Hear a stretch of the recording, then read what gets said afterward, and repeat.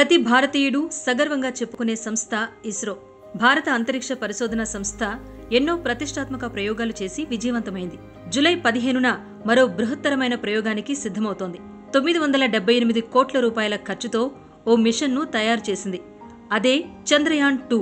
గతంలో చంద్రయాన్-1ను 2008 అక్టోబర్లో ప్రయోగించిన సంగతి తెలిసిందే.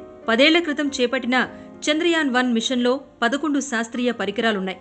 అందులో 5 భారత్వే.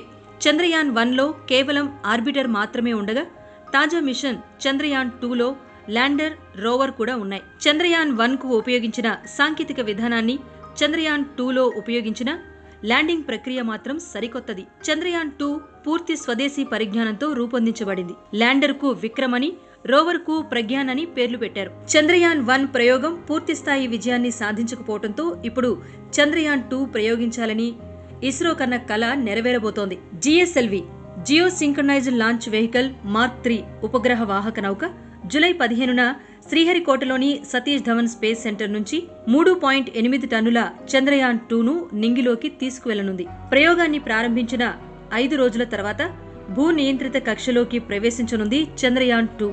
భూ నియంత్రిత కక్షలో చేరుకున్నాక అక్కడి నుంచి 3.5 లక్షల కిలోమీటర్ల దూరం చంద్రుని వైపు పయనిస్తుంది. అక్కడి నుంచి రాకెట్లోని ఆర్బిటర్, ల్యాండర్, రోవర్ చంద్రుడిపై దక్షిణ ధ్రువం వైపు కదులుతాయి.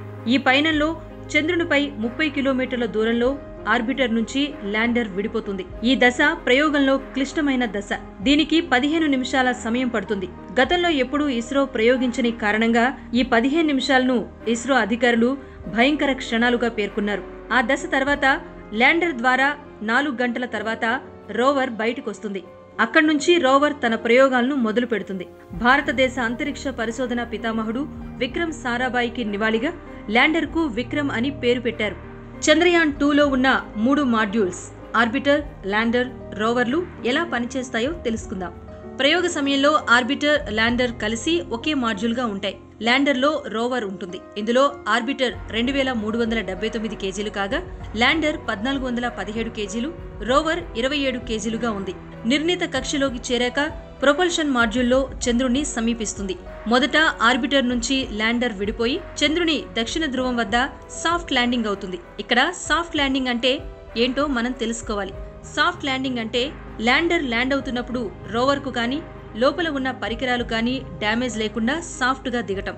ఆ తర్వాత 4 గంటలకు ల్యాండర్ నుంచి రోవర్ బయటకొస్తుంది. ఈలోగా ల్యాండర్ 15 నిమిషాల పాటు ఫొటోస్ తీసి భూమికి పంపిస్తుంది. ఇక ఆర్బిటర్ చంద్రుని చుట్టూ తిరుగుతూ సమాచారాన్ని సేకరిస్తుంది. ల్యాండర్ చంద్రునిపై సాఫ్ట్ ల్యాండ్ అయ్యి రోవర్ను రిలీజ్ చేస్తుంది. ఇక్కడ రోవర్, ల్యాండర్ల జీవితకాలం ఒక చంద్రదినం అంటే 14 రోజులు. ఆర్బిటర్ జీవితకాలం 1 ఏడాది. 3 మాడ్యూల్స్ కలిసి పనిచేస్తూ చంద్రునిపై ఉన్న నీటి జాడల కోసం అన్వేషిస్తాయి. ఖనిజాలు, ఇతర మూలకాలపై అధ్యయనం చేసి వాటి ఇన్ఫర్మేషన్ ను సెండ్ చేస్తాయి. చంద్రునిపై దిగే ల్యాండర్ పై జాతీయ పతాకంలోని 3 రంగులు చిత్రించారు. రోవర్ కు ఉన్న చక్రాల్లో ఒక చక్రం అశోక చక్రం. ఒక్కసారి ఊహించుకోండి, చంద్రునిపై మన దేశ సాంకేతికత రెపరెపలాడుతూ ఉంటే ఎంత గర్వంగా ఉంటుందో. మరి జూలై 15న ఇస్రో చేపడుతున్న ఈ బృహత్తర ప్రయోగం సక్సెస్ కావాలని కోరుకుందాం.